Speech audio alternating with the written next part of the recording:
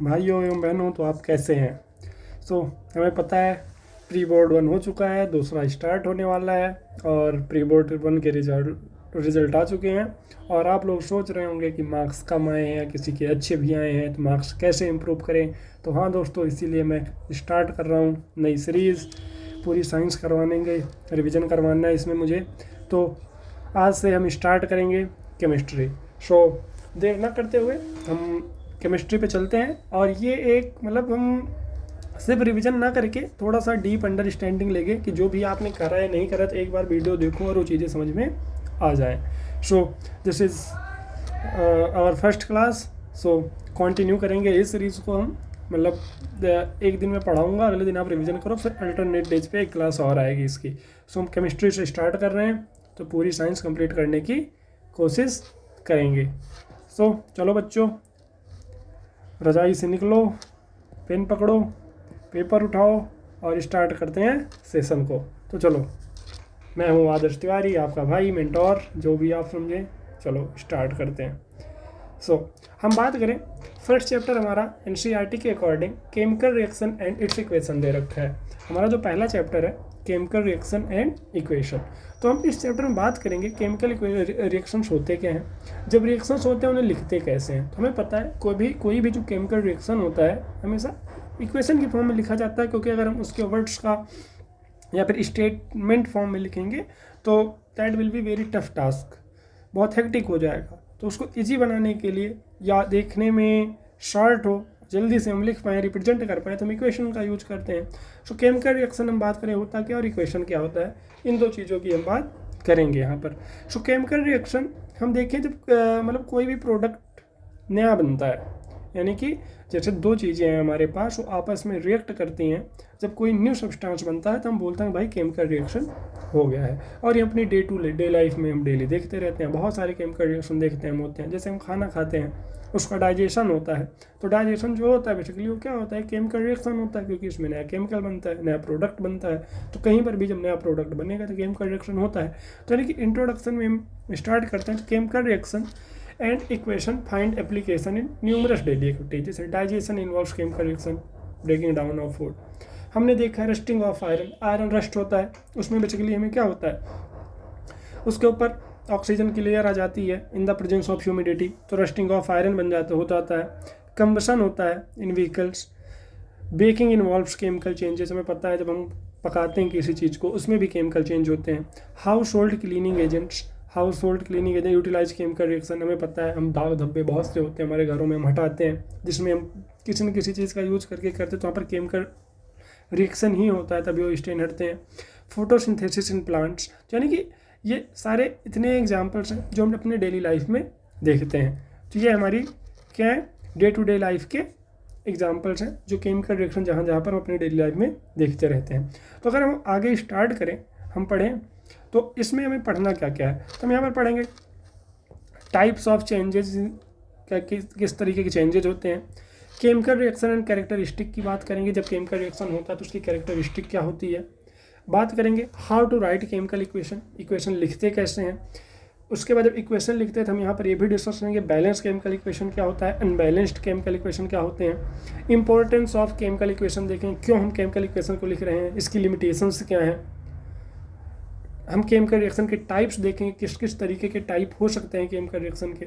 Redox reaction, concept of oxidation, number rules determine, types of redox reaction and effect of redox reaction in everyday life. तो इन सारी चीज़ों को हम discuss करने जा रहे हैं।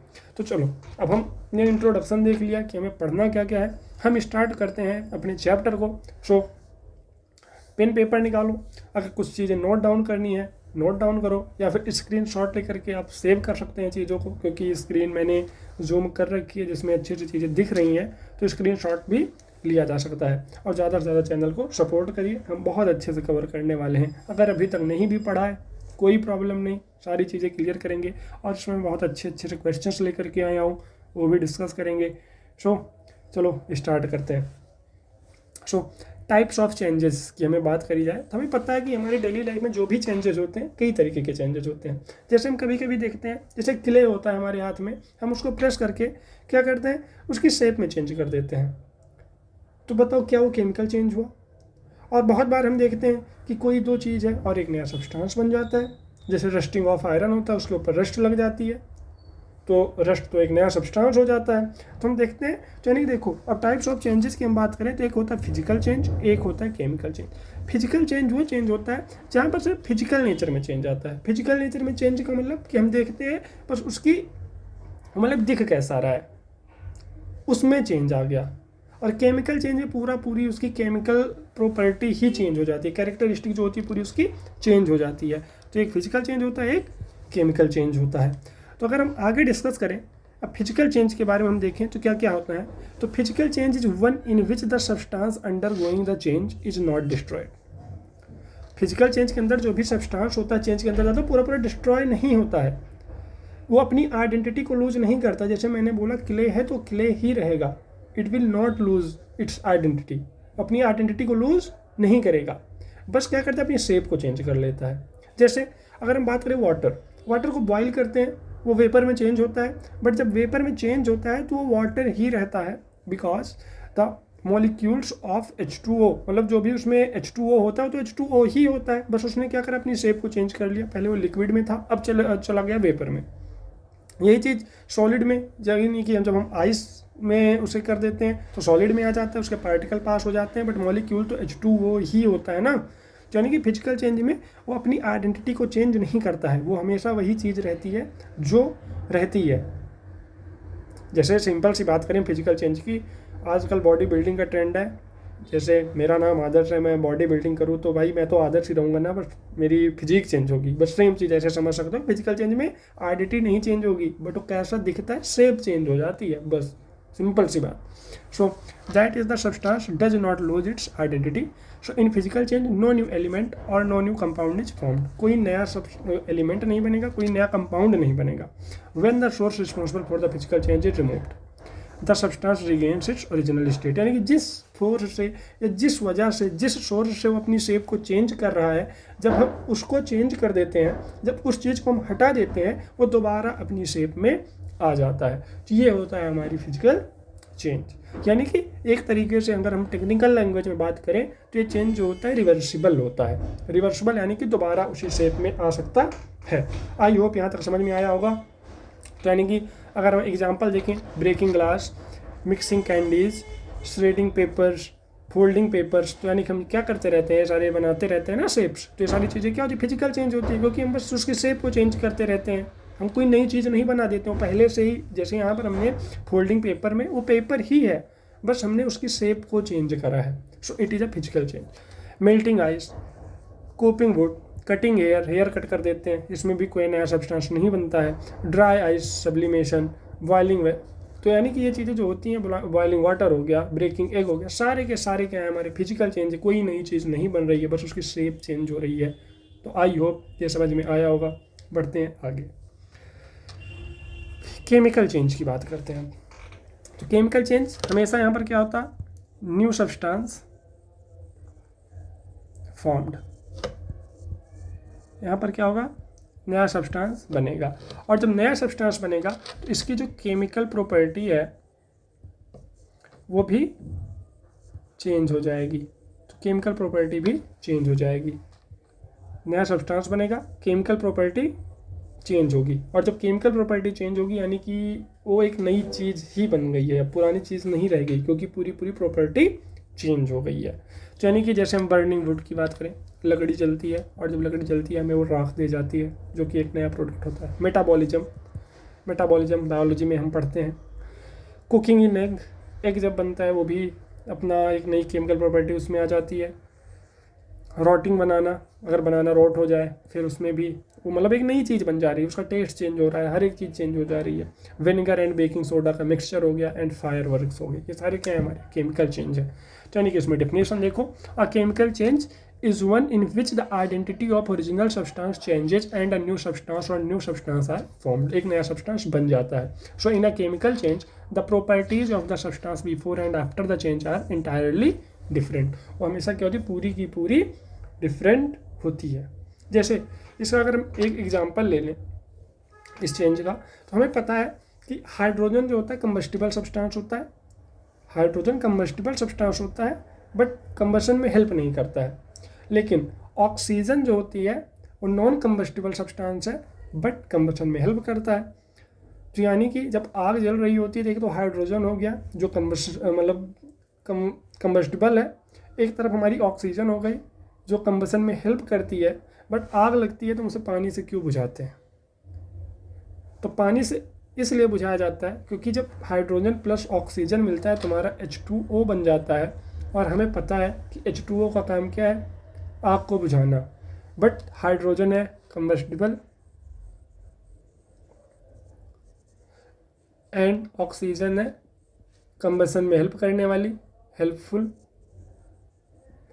और जब ये चीज़ हो गई, हेल्पफुल हो गई, फिर ये चीज़ क्यों आ रही है, मतलब ये वाटर क्यों अलग है? तो मैंने अभी भी बताया, जब कोई नई चीज़ें बनती है तो अपनी आइडेंटिटी को लूज कर देते हैं, और जब आइडेंटिटी को लूज कर देंगे तो वो नहीं रहेंगे जो थे, वो नहीं रहेंगे जो थे, यानी कि एक नई चीज़ बन गई है जिसकी नई प्रॉपर्टी होगी। सो it is a good example, आप समझ सकते हैं इससे। आई होप ये चीज़ें क्लियर हो गई होंगी। सो चलो अब आगे हम बढ़ते हैं। अब बात करते हैं difference between physical and chemical change. तो हमने अभी तक पढ़ लिया, इतना जो बताया उसी को हम देख लेते हैं। फिजिकल चेंज हमेशा जो होता है उसमें कोई नया प्रोडक्ट नहीं बनता है, उसके केमिकल कॉम्पोजिशन नहीं चेंज होते हैं। अगर वाटर है, वाटर को हम सॉलिड लिक्विड गैस में चेंज करेंगे, वो H2O ही रहेगा, उसके H2O की प्रॉपर्टी यानी कि नहीं चेंज होगी। बट केमिकल चेंज में केमिकल कॉम्पोजिशन ही मैटर का चेंज हो जाता है। ये रिवर्सिबल हो, जो फिजिकल चेंज होता है यूजुअली रिवर्सिबल होता है, बट जो केमिकल चेंज होता है इरिवर्सिबल होता है। New products are not formed in, अगर हम बात करें इन फिजिकल चेंज, यहाँ पर कोई नया प्रोडक्ट फॉर्म नहीं होता है, बट यहाँ पर new products are formed. Some changes occur when heating और कूलिंग इज डन। अगर हीट या कूल करते हैं तो कुछ चेंजेस होते हैं इसमें, but changes always involve absorption और रिलीज ऑफ एनर्जी। बट अगर हम केमिकल चेंज की बात करें तो यहाँ क्या होता है, हमेशा एब्जॉर्प्शन होता है या फिर रिलीज ऑफ एनर्जी होता है। सो ये हमारी डिफरेंस है। अगर एक डिफरेंस और देखें, so changes have no effect on the chemical bonds और मॉलिक्यूल। अभी मैंने बताया वो H2 है तो H2O ही रहेगा, उसमें केमिकल बॉन्ड्स के ऊपर कोई इफेक्ट नहीं आने वाला है, but have a direct effect on the chemical bonds और मॉलिक्यूल इन सब्सटेंस। बट यहाँ पर डायरेक्ट इफेक्ट आता है। आई होप क्लियर हुआ होगा। तो एक टॉपिक हमने खत्म करा, फिजिकल चेंज क्या होते हैं, केमिकल चेंज क्या होते हैं। बढ़ते हैं आगे।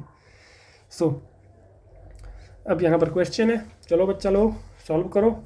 Which of the following is not a physical change. कौन सा फिजिकल चेंज नहीं है? सो पहला क्या है, boiling of water to give water vapour. बताओ ये फिजिकल चेंज है कि नहीं है? Melting of ice to give water, melting of ice हो गई जो वाटर मिलता है। अभी एग्जाम्पल मैंने दिया जिसका answer I am not going to tell because I told you earlier. Dissolution of salt in water and combustion of liquefied petroleum gas. बताओ कौन सा चेंज है? सोचो बताओ। आंसर मैं नहीं दे रहा इसका, कमेंट सेक्शन में डालना इसका आंसर क्या होगा।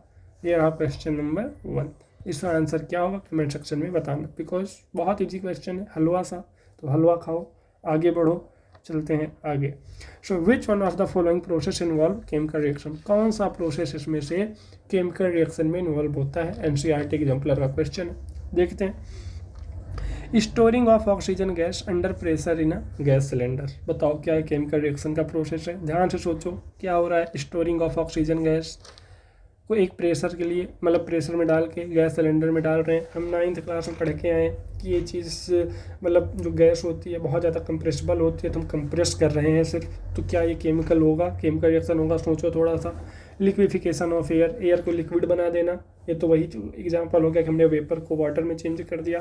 तो क्या ये होगा केमिकल रिएक्शन का process? Keeping petrol in a China dish in the open, ये हो गया। And heating copper wire in presence of air at high temperature. Heating copper wire, हम कॉपर वायर को हीट कर रहे हैं एयर के प्रेजेंस में। ये चीज़ तो हो सकती है क्योंकि एयर के साथ Cu है और एयर के साथ रिएक्शन करेगा, CuO बनाएगा। तो ये हमारा हो गया, समझ में आया? आगे बढ़ते हैं। ये सारे अब कुछ क्वेश्चंस हैं जो आप लोग घर पे ट्राई करना, होमवर्क में आप स्क्रीनशॉट ले लो, लिखना, ट्राई करना, मैच करना या फिर कमेंट सेक्शन में डाल देना, मैं रिप्लाई दूंगा। So is the evaporation of petrol physical और chemical change? Is the burning of liquefied petroleum gas? पता है, अभी बताया मैंने। बाकी ये सारे क्वेश्चन करके करना, स्क्रीनशॉट आप ले लो, बाद में सॉल्व करना। बढ़ते हैं आगे। अब बात करते हैं what is the chemical reaction. Chemical reaction होते क्या हैं? अभी तक हमने बात करी किस चीज़ की? कि केमिकल चेंज क्या होते हैं, फिजिकल चेंज क्या होते हैं, ये सारी चीज़ देखी। अब हम बात करते हैं कि केमिकल रिएक्शन क्या होता है। तो केमिकल रिएक्शन हम ये चीज़ देखते हैं कि अगर कोई भी चीज़ हो एक नई चीज़ बन जाए, मतलब ऐसा एक प्रोसेस हो जिसमें कोई नॉन सब्सटेंस हो जिसको तुम पहले से है तुम्हारे पास और उस चीज़ को मिक्स कर दिया जाए तो कुछ नया बन जाए, इस चीज़ को हम हमेशा बोलते हैं क्या, इसको हम बोलते हैं केमिकल रिएक्शन। तो chemical reaction is a process in which some known substances are change into new substances. कुछ नॉन सब्सटेंसेस हैं और चेंज हो जाते हैं नए सब्सटेंस में, उन दोनों को मिलाते हैं, उसको बोलते हैं chemical reaction. A chemical reaction is represented by short hand notation called chemical equation. और हम इसको क्या करते हैं, नोटेशन की फॉर्म में दिखाते हैं इसको, इसलिए हम केमिकल इक्वेशन बोल देते हैं। बेसिकली अगर हम बात करें, हम 9th क्लास में पढ़ चुके हैं, जो भी एलिमेंट्स होते हैं हमारे पास उनका हम IUPAC यानी कि IUPAC के थ्रू क्या करते हैं, उनका नॉमेनक्लेचर करते हैं, यानी कि शॉर्ट फॉर्म में लिखते हैं। और क्यों लिखते हैं, क्योंकि जो पहले हम लिखते थे, अगर किसी के नाम से लिख रहे हैं बहुत टफ टास्क, यानी कि वही ज़्यादा लिखना पड़ेगा तुम्हें। उसके पहले डाल्टन ने सिम्बल्स दिए थे, तो हम सिम्बल के थ्रू भी लिखते हैं, तो वो भी टाइम टेकिंग है, हेक्टिक प्रोसेस है। इसीलिए फिर IUPAC ने सबके क्या दिए, ना वो दे दिए तरीके कैसे उनको हम सिम्बल्स के थ्रू रिप्रेजेंट करेंगे। तो हम जब केमिकल रिएक्शन भी करते हैं तो हमें पता है उसमें एलिमेंट्स ही पार्टिसिपेट करते हैं, जो भी एलिमेंट्स का कंपाउंड होते हैं, तो हम उन कंपाउंड्स और एलिमेंट्स को उनके सिम्बल्स के थ्रू लिख देते हैं। और जब उसके थ्रू लिख देते हैं तो ये हमारा बन जाता है केमिकल इक्वेशन। जैसे सिंपल सी बात है, हमारा H2 है, O है, और मिला देते हैं तुम्हारा H2O बन जाता है। अब इसमें हाइड्रोजन लिखो, ऑक्सीजन लिखो, उससे अच्छा कि हमने क्या लिख दिया, H2O लिख दिया, मतलब सिंपल लिख दिया। तो ये चीज़ हमारा होता है, समझ में आया। बढ़ते हैं आगे। तो बात करें, अगर केमिकल रिएक्शन अगर होगा, जब केमिकल रिएक्शन हो रहा है तो उसके कैरेक्टरिस्टिक्स क्या क्या होते हैं। कैरेक्टरिस्टिक मतलब उसमें चेंजेस क्या क्या आ सकते हैं, क्या क्या प्रॉपर्टीज हो सकती हैं, वो चीज़ हम पढ़ते हैं। अगर कभी भी केमिकल रिएक्शन हो रहा है तुम कैसे पता करोगे कि यहाँ पर कोई केमिकल रिएक्शन हुआ है। सो हम देखते हैं, तो हमें पता है अगर केमिकल रिएक्शन का आइडेंटिफिकेशन करना है उसमें क्या क्या चीज़ें होंगी। पहला तो चेंज इन कलर आ जाएगा, अभी हम आगे रिएक्शन पढ़ेंगे, वहाँ देखेंगे कैसे कलर में चेंज आता है, अभी वो चीज़ हम आगे डिस्कस करते हैं। तो चेंज इन कलर आ सकता है। दूसरा, चेंज इन टेम्परेचर, इसे लिख दिया यहाँ पर, इन होगा। चेंज इन टेम्परेचर यानी कि क्या होगा, टेम्परेचर हाई हो सकता है, लो हो सकता है। Formation of gas, gas evolve होगी उसमें से, मतलब इनमें से कोई भी चीज़ हो सकती है, जरूरी नहीं कि सारी चीज़ें एक साथ हो, कुछ ना कुछ तो होगा। अगर रिएक्शन इज टेकिंग प्लेस तो कुछ ना कुछ तो होगा।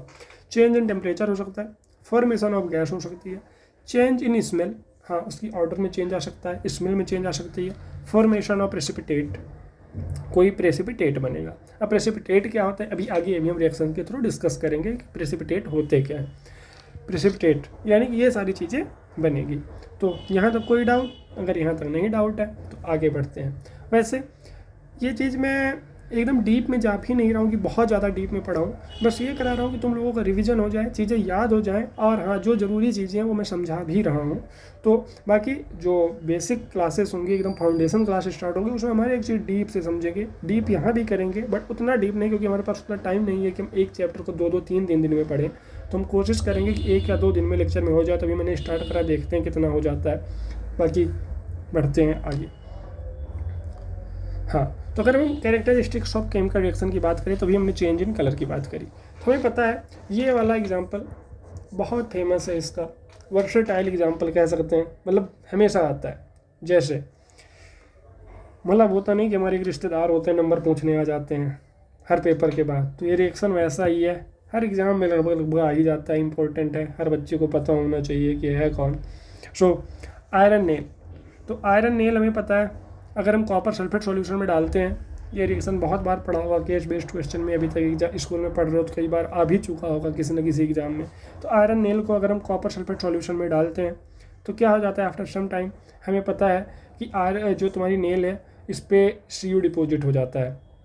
तो यानी कि क्या हुआ, आयरन नेल यहाँ दूसरे कलर की, यहाँ कलर चेंज होकर रेडिश ब्राउन हो गई है। तो ये चीज़ हमारा होता है। तो और जो हमारा सॉल्यूशन है ग्रीन कलर का हो गया है, तो यहाँ पर कलर चेंज हो गया। आगे अगर डिस्कस करते हैं चेंज इन स्मेल, तो चेंज इन ऑर्डर की बात करें, हमें अगर देखें कोई वेजिटेबल से खाना ख़राब हो जाता है तो उसमें से स्मेल अलग सी आने लग जाती है। और क्यों अलग से आने लग जाती है हमें पता है, क्योंकि अब उसमें कुछ नया सब्सटेंस बन गया है, केमिकल चेंज हो गया है। सो केमिकल रिएक्शन में गिव ऑफ अ स्मेल और न्यू ऑर्डर, जैसे फूड रोटिंग यानी कि खाना ख़राब हो गया, सच है रॉटन एग्स, एग ख़राब हो गए, तो इन चीज़ों से स्मेल लगाने लग जाती है। चेंज इन टेम्परेचर की अगर हम बात करें तो टेम्परेचर जो हमारा चेंज होता है, तो टेम्परेचर चेंज जैसे H2SO4 है, NaH के साथ रिएक्ट करता है, हमें पता है कि H2SO4 एसिड होता है और NaOH बेस होता है। जब एसिड और बेस रिएक्ट करते हैं न्यूट्रलाइजेशन रिएक्शन होती है, यानी कि सॉल्ट बनता है Na2SO4 एंड H2O रिलीज होता है। So heat is produce, solution is warm to touch. समझ आया? आगे बढ़ते हैं। अब देखते हैं फॉर्मेशन ऑफ गैस। तो गैस का फॉर्मेशन देखें तो हमने ये भी रिएक्शन पढ़ रखा है कि मेटल ऑक्साइड को अगर हीट दे देते हैं या मेटल कार्बोनेट को जब हीट देते हैं तो मेटल ऑक्साइड में चेंज हो जाती है और कार्बन डाइऑक्साइड इवॉल्व करती है। तो CaCO3 कैल्शियम कार्बोनेट, हीट हमने दी CaO and CO2, calcium oxide बन गया और CO2 गैस रिलीज हो गई, तो गैस भी बनती है। आगे डिस्कस करें फॉर्मेशन ऑफ प्रेसिपिटेट। तो प्रेसिपिटेट में पता है प्रेसिपिटेट्स ऐसे सॉलिड प्रोडक्ट्स होते हैं। हाँ, अगर हम बात करें प्रेसिपिटेट होता क्या है, precipitates are the solid products of an aqueous reaction. In other words they are solid that form a liquid, यानी कि सॉलिड होते हैं और एक लिक्विड बनाते हैं। तो यानी कि तुम्हारा क्या होता है, two liquids react together and form solid precipitate. ये चीज़ हमारा प्रेसिपिटेट होता है। अभी आगे हम प्रेसिपिटेशन रिएक्शन पढ़ेंगे तो वहाँ अच्छे से चीज़ क्लियर करेंगे, अभी हम सिर्फ समझ रहे हैं क्या चीज़ होती है। अब बात करते हैं फिर से क्वेश्चन पे। तो identify the characteristics of the chemical reaction. Chemical reaction की कैरेक्टरिस्टिक क्या होती है, तो बताओ। Change in state, colour and temperature, evolution of gas, formation of precipitate, all of the above. तो सिंपल सा D for Delhi, all of the above. ये हो गया हमारा आंसर, क्योंकि हमने देख लिया चेंज इन स्टेट, कलर हो रहा है, इवोल्यूशन ऑफ गैस भी हो रही है, फॉर्मेशन ऑफ टेम्परेचर भी हो रहा है। ये हमारा क्वेश्चन हो गया। और इतना प्यारा सा क्वेश्चन, आप जैसा ये प्यारे हो वैसा ही प्यारा सा क्वेश्चन NSTSC में आया था। तो चलो आगे बढ़ते हैं, प्यारी चीज़ों को प्यार से सॉल्व करते हैं, आगे बढ़ते हैं। So topic, how to write a chemical equation. Chemical equation होता क्या है, अब ये देखते हैं। ये तो हमने देख ली थ्योरी पार्ट, अब देखते हैं केमिकल इक्वेशन कैसे लिखेंगे। तो हमें पता है अभी पैक के अकॉर्डिंग अभी मैंने बताया कि कभी भी जब केमिकल रिएक्शन लिखा जाता है तो हम किसका यूज करते हैं, सिंबल्स का यूज करते हैं। तो चलो, so physical state of reaction and products as per IUPAC recommendation, the physical state is indicated by its symbol. तो हम सिंबल का यूज करते हैं, स्मॉल ब्रैकेट का यूज करते हैं in front of the substance in chemical equation. चलो आगे बढ़ते हैं। फिर जैसे अगर हम बात करें सिंपल सा C+O2 बन गया हमारा CO2, हमने कार्बन का सिंबल लिया, ऑक्सीजन का सिंबल लिया, बन गया।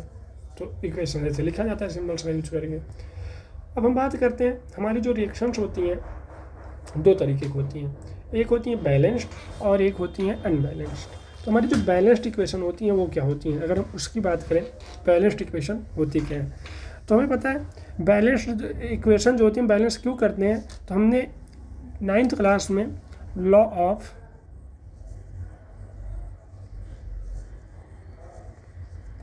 कंजर्वेशन ऑफ मास पढ़ा था। लॉ ऑफ कंजर्वेशन ऑफ मास का मतलब क्या होता है कि जो मास ऑफ द रिएक्टेंट है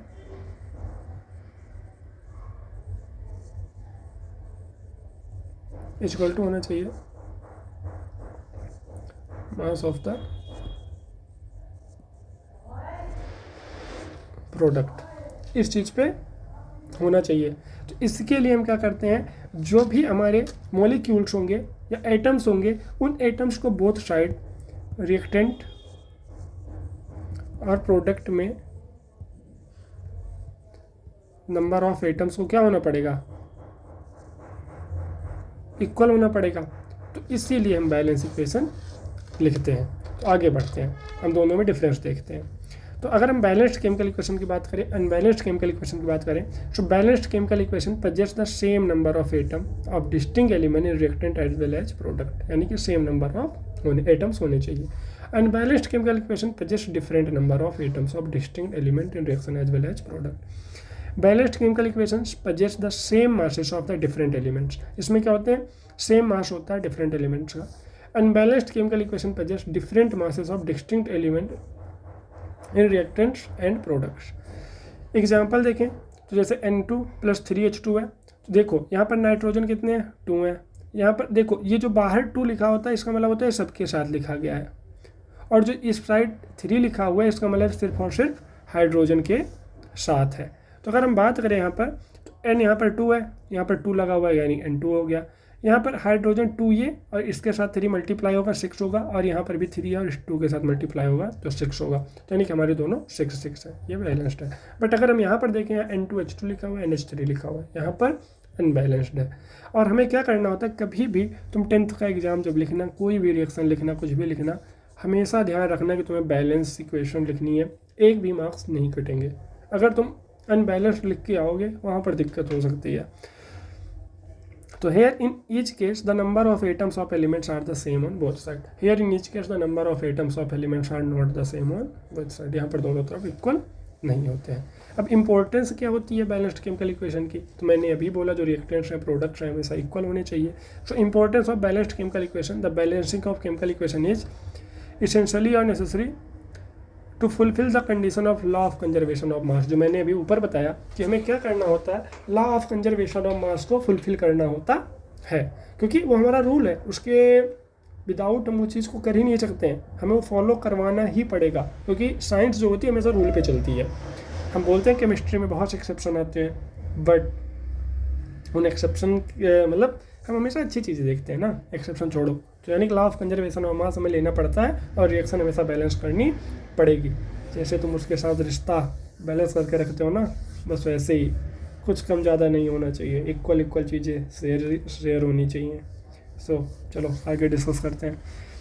बैलेंसिंग ऑफ केमिकल इक्वेशन बात करें तो chemical equation is balanced by making the number of various types of elements equal on both side of the equation. तो बैलेंसिंग केमिकल इक्वेशन में हम क्या करते हैं, जो केमिकल इक्वेशन है बैलेंस्ड होती है कि हम जो एलिमेंट्स हैं इक्वल होने चाहिए बोथ साइड में, यानी कि रिएक्टेंट्स के साइड पे भी और रिएक्टेंट्स के साइड पे और प्रोडक्ट के साइड पे भी इक्वल होना चाहिए, ये चीज़ होती है। तो हम बात करते हैं बैलेंस करते कैसे हैं, ये चीज़ पढ़ लेना। तो balancing of chemical equation done with the help of hit and trial method.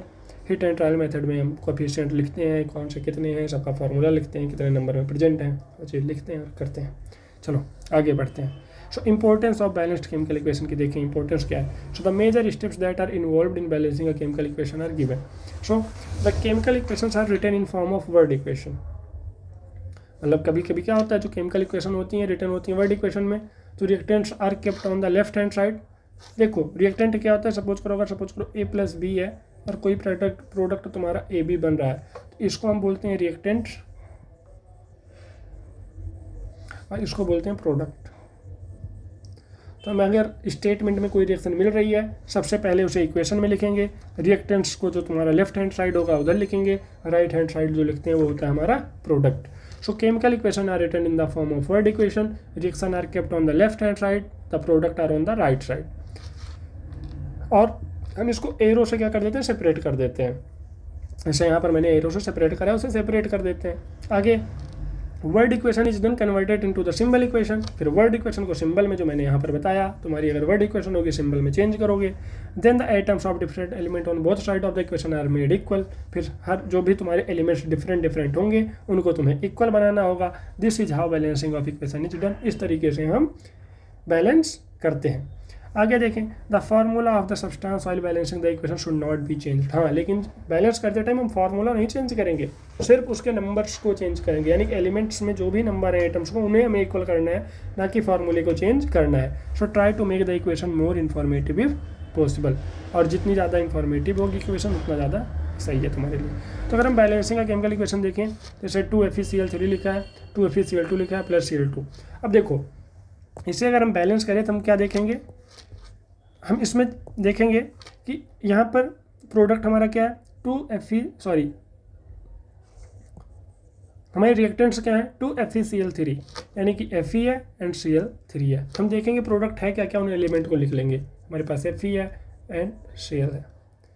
इसके बाद रिएक्टेंट्स हमारे पास क्या क्या है, ये भी FeCl2 है, Cl2 है। अब देखते हैं नंबर ऑफ प्रोडक्ट, हमारा नंबर ऑफ एलिमेंट्स इसमें कितने हैं, रिएक्टेंट्स में और प्रोडक्ट्स में कितने हैं।